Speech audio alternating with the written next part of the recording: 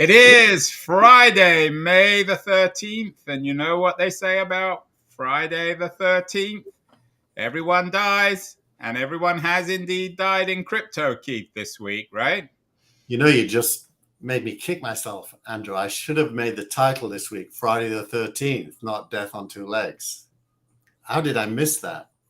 Yeah, and that looks like the image is death on 2 feet. Where are the legs? What do you see are the feet? Well, feet are always connected to legs unless something terrible has happened. Well, something has terrible happened.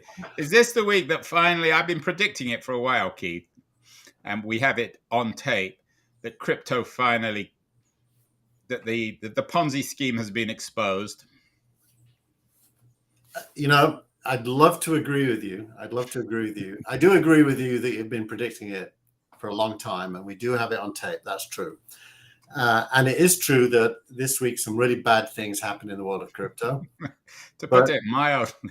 Yeah, that said, is it the end of a Ponzi scheme? Well, that's two questions. One, is it a Ponzi scheme, and has it ended? It hasn't ended. Some of it is a Ponzi scheme, but mostly not. So it's worth disentangling what really. So before we get into the grisly details, I got to ask you about that. And I can't remember the companies, but you always talk about this one crypto thing where you get paid like 80 or 100% of what you invest. Surely, I hope that's one of the ones that's gone under this week, because that to me is so self-evidently fraudulent. Actually, the one that's gone under is it's the one that Loic Lemure criticized us for not mentioning. What does that say about Loic? Well, Loic has got a good nose for making money, I'll tell you that. But anyway. Well, you can, I think the smart guys have made all their money. They're out of it now, right? It's always the dumb people who are left holding the bag. Mainly, yeah. So that's the one. It's called the Anchor Protocol, and it basically has something called Luna and something called UST. Luna is the token of the blockchain, and the blockchain is called Luna. It's owned by Terra. The company that owns it is called Terra, and the protocol it runs is called the Anchor Protocol. And basically, the way it worked is there's meant to be. It's called an algorithmic stablecoin, and it's worth readers knowing there are two kinds. Whatever that means. Well, there's two kinds of stablecoin. One is asset-backed, and everyone knows what that means. There's real assets somewhere. Yeah. And the other is algorithmic, which is there's two tokens, and there's an algorithm that keeps them in balance, so that theoretically, at least, the stablecoin should always be worth $1. And insofar as it moves either up or down from $1, things happen to the other token to adjust it. That's the theory. What happened this week is that Luna, the stabilizing partner in the duopoly of these two tokens, crashed, and the stablecoin crashed. And in order to balance, they had to mint 100 billion Lunas. What does that mean, mint? It's a digital creation of a currency. So they but they don't have to go to some Chinese mine to do that, right? No, they just it's a database. They just press the button there's a consensus from what are known as the validators. There's a whole network of validators. They all have to vote. So they voted to increase the supply of Luna Well, they had to save their save the stable coin. They diluted themselves by infinity, and now Luna has been and UST has been taken off all the exchanges, and what was worth $1 is now worth a cent. And people have, by the way, just to be serious for a minute, people have lost money. And according to I am serious. I don't know whether we should be celebrating this or not, but who are the people who are losing money on this? Is it investors? Is it kids? It's all across the range. It's mainly, it's very similar. It's a more sophisticated version of the Dogecoin owners. The people who owned Luna and UST tend to be more sophisticated. They were participating. Which isn't saying much. Yeah, and it's a lot of money. It's, I mean, it's more than $1 billion. There have been a number of suicides in the last 3 days because of it. So it's really, really. Some people went all in and they've lost their savings. So it's a really serious thing. And what it shows is that there's no substitute for real assets or real value. Especially the feet again. Put the feet back up. So those are real feet. Yeah. Those. That's why I chose the words I chose, because it's a dramatic event for lots and lots of people who lost pretty much everything. But can we? I mean, obviously, one shouldn't celebrate suicide or people losing all their money, but the vast majority of these people had no idea what they were doing. Well, they thought they were making money. They didn't understand the system. They don't understand the cryptocurrency world, because a lot of it is invented. I don't understand it, and my conclusion on that is it's not understandable. Yeah, because most of it is just made up and is garbage.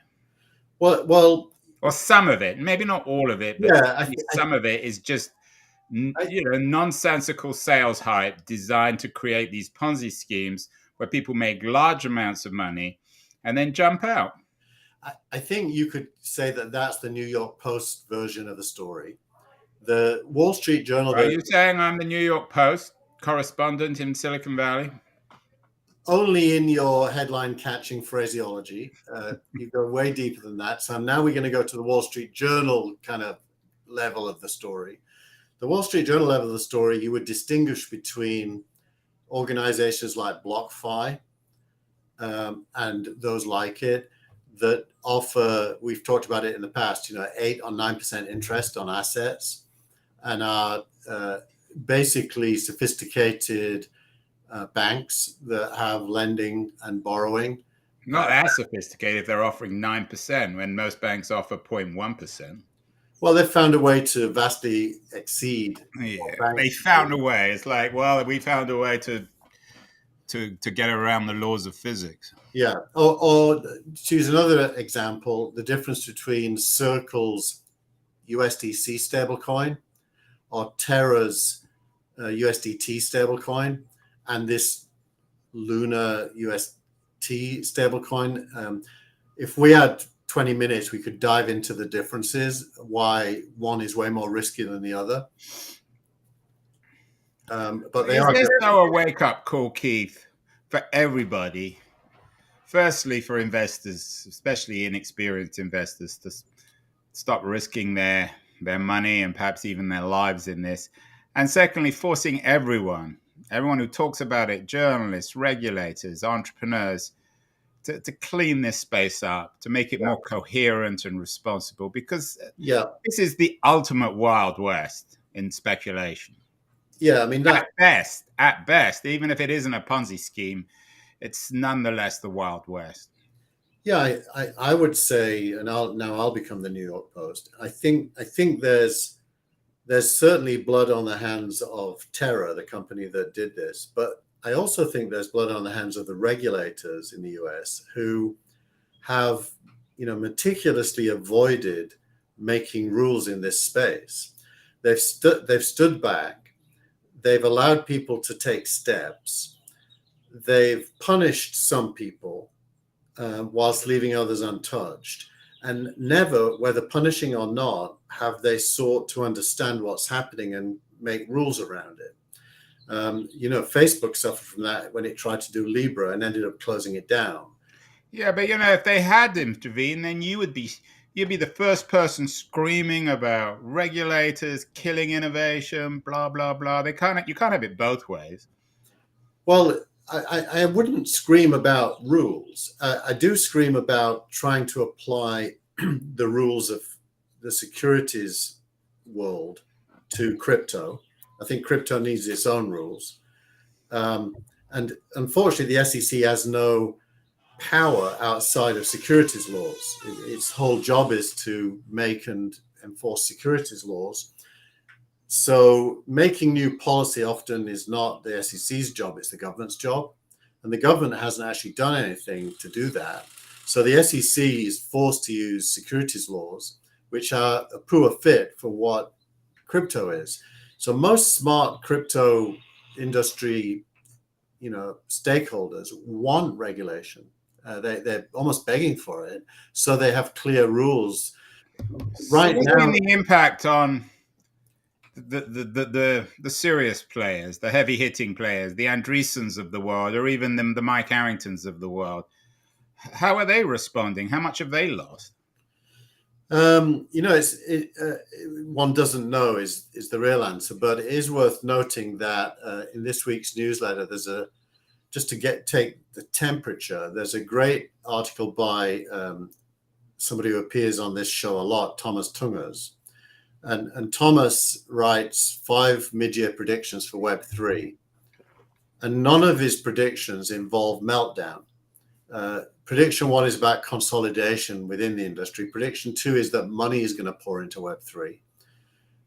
Number 3 is that regulation is going to start happening. He calls it Basel IV, that will mandate that any stablecoin issuer becomes a bank and keeps a minimum level of capital. Number 4 is that tokens start to look like stock rights and that DAOs start to mimic boards of directors. And number 5 is that token-based cap tables mirror equity-based cap tables. So that's a rather bullish set of predictions for the continued innovation in the space. And I think that probably is where Andreessen sits and where Sequoia sits. They didn't invest in Terra anyway and probably would never have. And the things they're investing in tend to be infrastructure, protocols, and then level 2 applications. So is this the old story that the plumbing is in place? They're going to be, it's the Valdez argument, the Carlota Valdez argument, or Carlota Perez, whatever her name is, that it's always the same, that you have these booms and busts, but the architecture, the plumbing, the foundations are built, and in 10 or 20 years, this stuff will be for real. Yeah, and I think Tim O'Reilly, who featured on an earlier show a few months ago now, nailed it when he said, right now it's only plumbing. And it also isn't clear which plumbing is the best yet. And this will only become real when somebody builds something on top of the plumbing that human beings want to use. And we've always said, or I've always said, the nearest to that today is interest-bearing savings. That's the nearest to a real-world application that people want to use. It isn't really a payment system yet, although that probably will emerge over time. It is a speculative trading system, which is where money gets both made and lost. And I think Terra was largely speculative. So now it's interesting that when you start to say that, you realize that what you're talking about here is an entire replacement financial system. It's not just an incremental change. And it's the organization. I mean, DAOs are not just tokenized. They represent a different way of doing business politically, culturally, organizationally. I mean, they're a profound shift in the nature of things. Yeah, I have never done the work, but I think if you go back to before the invention of the joint stock company, or just at the point of its invention, and you look at how many horror stories there were with people buying shares. That's probably it's good. I was listening to I'm listening to a book about sort of the history, the long-term history of social media, and about the coffee houses in 17th century English coffee houses where joint stock was born. So I mean, there's nothing inevitable that everything that we take for granted today will continue in the future. So I buy the idea that there may be changes, and some of these companies have doubled down this week on NFTs. Did you have that in the newsletter? I didn't, but it doesn't surprise me. I had coffee yesterday with Valerie Min, who is one of the founders of an organization called the NFT Brewery. And Valerie she's Shanghai born, lived in America a long time, very long history in the crypto industry, going back 5 or 6 years now, which is long in that industry. And she was saying that her job is finding customers for NFT use cases. And she was saying that she's finding just a very wide range of customer types, asset-backed, NFTs. I personally have made 2 investments this week, one in a company called Giftcoin and one in a company called REX Protocol. Giftcoin is all about tokenizing gifting and making it spendable on a credit card. And REX Protocol is about allowing your house to be owned fractionally by a third party instead of having a mortgage. So I can imagine how that one's going to end. But in an odd way, it's ironic and chilling in a way. The NFT market is probably the least risky. It's the least radical piece of the Web3 puzzle, isn't it? Yeah, it's just a certificate of ownership with a price for what it is that you want to own. I mean, I think the risky part there is pricing the asset. There's been probably a lot of mistakes made in how much something is worth. But conceptually, NFTs make every bit of sense. And that's why I'm not entirely sure that NFT is Web3. It's just authenticating digital copies. It doesn't have to be Web3, I think I've started to, and I haven't got a complete thought here yet. So intellectually, it's an unfinished thought. But if you think of Web3 as being the digitization of value, so not money, but value. And all kinds of things have value. And if you can digitize that value and assign ownership through a mechanism, or put rules in place for what you will pay against that value for interest and so on, that's probably the right way to think about the new financial system. It's digital value. And digital value has a tendency to globalize very fast and avoid tax laws and all kinds of stuff at this stage in time. It is the Wild West, as you said. But the digitization of value is probably inevitable. So the point of the newsletter this week in Death on Two Legs is that it's actually not death on two legs. One of the legs is dead, but the other leg's very much alive. Yeah, well, I used it literally to talk about venture, where Tiger Global, it was announced, has lost $17 billion. Yeah, you're darling, Keith. We never hear about Tiger Global anymore. We used to hear about them. Yeah, I called that section venture schizophrenia, and the reason I call it venture schizophrenia is 2 things are happening at once, and that's true both in crypto and in venture. The first thing that's happening is the destruction of value in both worlds. And the second thing that's happened is the creation of value in both worlds. And they're happening simultaneously. And if you just look at the headlines, you'll run for the hills. If you look at the small print, you'll make investments.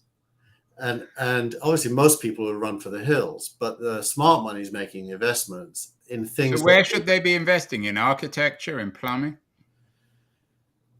I think that's certainly a focus, but I think, in venture, it's at the seed stage and the early stage. Well, you would say that because that's your business now. Not really. I play at the B round stage, which is a bit later, but I don't really have a market unless people are doing seed investing. And I know you have a piece in the newsletter this week about venture now. In 2022, more money's been put in, 2021, blah, blah. But I assume that eventually this is going to catch up, that the pipeline is that the impact of this is going to play out broadly in investment. I think it's almost impossible for it to end badly when you look at it in the whole. You mean in the next 10,000 years? No. I mean, even in the next 5 years. And the reason it can't really end badly is that everyone on the planet is now, apart from in extremely poor places, is digitally connected using smartphones, has access to apps that run their life. And for anyone that produces anything that human beings want to use, they're going to get big fast. In the nature of the distribution channels and the size of the audience. So it's 35 new unicorns were added to the Crunchbase board in the last period. That's in the newsletter as well. The number of new unicorns in 2022 already is 185. So the production of value is not slowing down; it's speeding up. And of course, there's death on the side of the road as well. But they're not. It's not just one trend. I've got the doorbell, Keith. I'll be back in 2 seconds. Okay. When Andrew says 2 seconds, dear listeners, he doesn't really mean 2 seconds. So while we're doing that, I should just say that was the week. For those of you who don't know, is a weekly newsletter that covers tech. I curate it. I don't mostly write it. I do every week write an editorial that sits on top of the main trends, but 90% of the newsletter is pointed to the best articles that week. And we put the video of this recording in the newsletter as well. You can find the newsletter at thatwastheweek.com, where you can click to subscribe. We actually host the newsletter on Substack, and you can get it in your mail every week if that is what you would like to do. This week's newsletter, just to summarize, is all about the crash in parts of the crypto world and parts of the venture world. And Andrew is back. I'm back. And the death on two legs, Keith, has just come to our house. Someone was trying to sell me crypto, and I gave them your number because I know you're still investing. So as we speak, there's a death on three legs. It looks like Elon's pulling out of Twitter. Surprise, surprise. Yeah, that news broke after the newsletter was committed to the printing machines, in quotes. But yeah, he's put it on hold pending an investigation of how many fake accounts there are on Twitter. That's the strict headline. Is that the excuse? Is that for real, do you think? I'm sure that is real, but I don't think that's the only reason he's put it on hold. I think the fact that the markets have retrenched a lot from his $54 share price. When it came out today that he was doing that, the last time I looked, Twitter was at $41 a share, which is way under his $54. To what extent can he be sued by Twitter shareholders for destroying the value of the stock? I know that he has to pay his $1 billion fee if he pulls out, but to what extent is he liable under the law? Because it again, there's something that smells bad about all this, that he should find the money and then pull out and destroy the stock, the value of the stock. So when a board of directors accepts an acquisition offer, it goes into a due diligence process. And so it's completely normal for many, many reasons. You'll remember that Plaid was going to merge with Visa and it ended up not happening. So there's I do remember the Plaid story. Yeah. So there's many reasons why deals don't happen. Yeah, but Plaid wasn't a publicly owned company. It was a privately owned company. Well, so it's a different situation. What? Visa was. Yeah, but it didn't really impact its stock. It's an entirely different situation. Right. Well, the point I make is still true, which is a buyer has no obligation to complete the purchase. If they find things out that puts them off, and they discover their offer was was not on solid ground in terms of the known facts, they can pull out. And also market shifts can adjust price. Often that works in favor of the seller. They get a higher price than was originally envisaged because it's all marked to a anchor price. But in this case, the market's gone down, and so just realistically, Musk is probably overpaying. And so you wouldn't be surprised if he wanted to pay less. And the shareholders couldn't really be upset about that because their stock would have been worth less anyway, even if he wasn't buying it. So you think he might simply be renegotiating? That's his claim. Knowing that he's a volatile character, he could also lose interest, and it may end up not happening, which I think you've got to at least assume is a. And then what? And then what would happen to Twitter? It would just go back to what it was. Yeah, the team and the board would have to grow it and run it as a business, as they do anyway. I mean, the current ownership is that it's owned by its shareholders. Can you imagine what it's like working there this week, the last 2 weeks? Well, there's a lot going on because the CEO fired some very senior people this week, and he didn't. It wasn't for performance reasons. He publicly said he wants to take things in a different direction. So there's clearly, Twitter has always been a hotbed of, multiple tugs of war in different directions. And it seems like there's an attempt to clean that up and have a single direction. I don't know if Musk is behind the scenes pulling the strings there or whether he's as surprised as everyone else. But Twitter clearly is an asset that is being, the least you could say is it hasn't realized its potential given what it is. The worst you could say is its value is being destroyed by poor leadership. Yeah, and one wonders if Musk drops it, then what will happen to all this talk of allowing Trump and other people back on the platform? It depends on the team. I mean, does Twitter want to be what Musk thinks it is, which is a global public square that complies with the rules in each country, but no more? Or does it want to be a private club with private rules that it enforces separate from the public square? And that's, you can't be both. You've got to be one or the other. Well, that will get played out in future shows. And of course, it'll be played out. I'm sure it is being played out on Twitter. What else happened this week in addition to the crypto catastrophe and Twitter and Trump, Twitter and Musk? Anything else, Keith? Well, we have a nice innovation of the week, which is a new section. I don't know if we can have one of these every week because there aren't always interesting innovations to talk about. But this week's innovation of the week is prefiguring the end of passwords using something called the FIDO standard, where basically there'll be keys on your device that know who you are, and the website doesn't need to prove it. And is this a biometric thing? It is not biometric. It could also be biometric. What is in the key is a variable, but it's basically that your browser already has the information required to log you in. That you've probably seen that already happens if you've authenticated yourself, for example, on Google. Next time you go there with your browser, you don't have to log in again. You've already got some way towards that.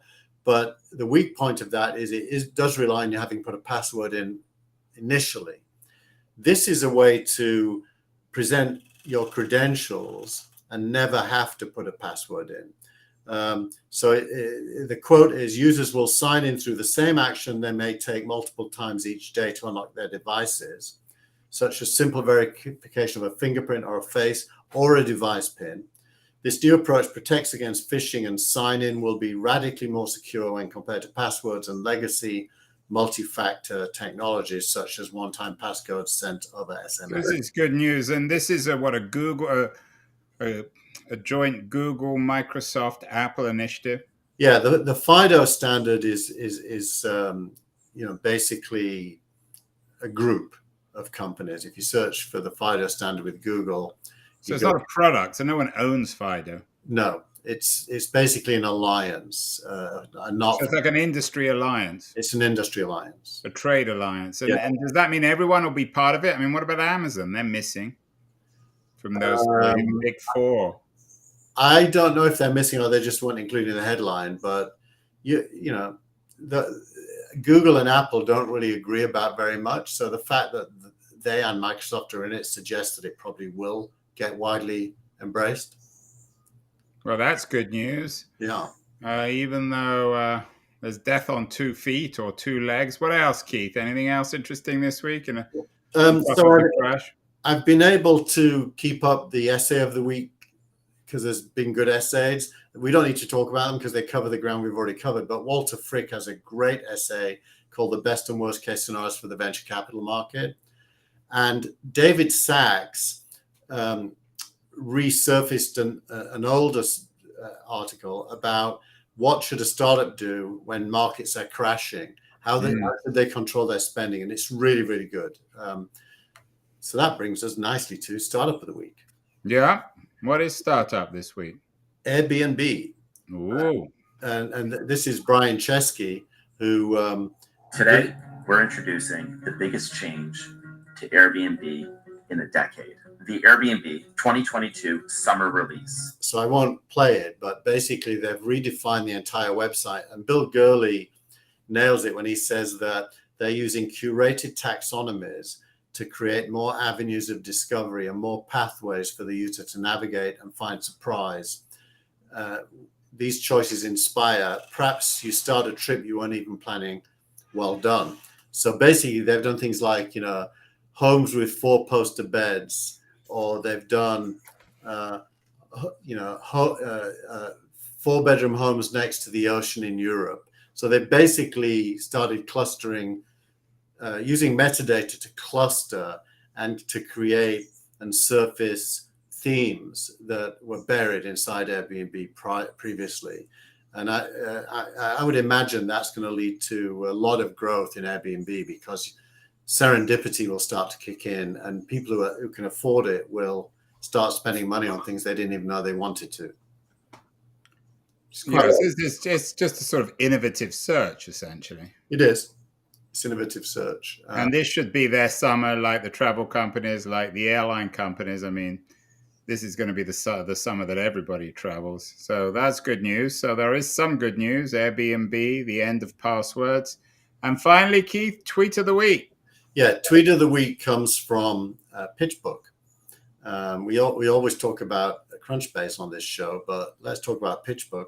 PitchBook says, never has so much money poured into venture capital. In the first quarter of 2022, US VCs raised more money for new funds than in the entirety of 2019.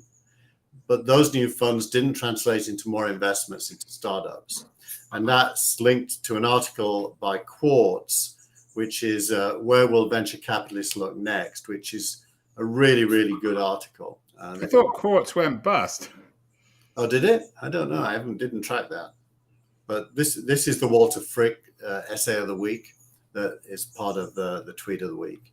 So what that means is that venture capital has more money sitting on the sidelines than ever. And that's why, smart investors looking for what is growing, not what is dying, are going to probably do quite well. As long as they don't invest in stupid crypto stories. Thank you, New York Post. Yeah, well, we began with the New York Post. We'll end with the New York Post. That was the week for Friday, May the 13th. It was a scary week, especially if you held value in crypto, which lost all its value. I'm sure next week we'll be back, Keith. More drama, more Twitter, more Elon Musk, more crypto, more Web3. Have a great week, everybody, and we'll see you next week. Bye, everyone.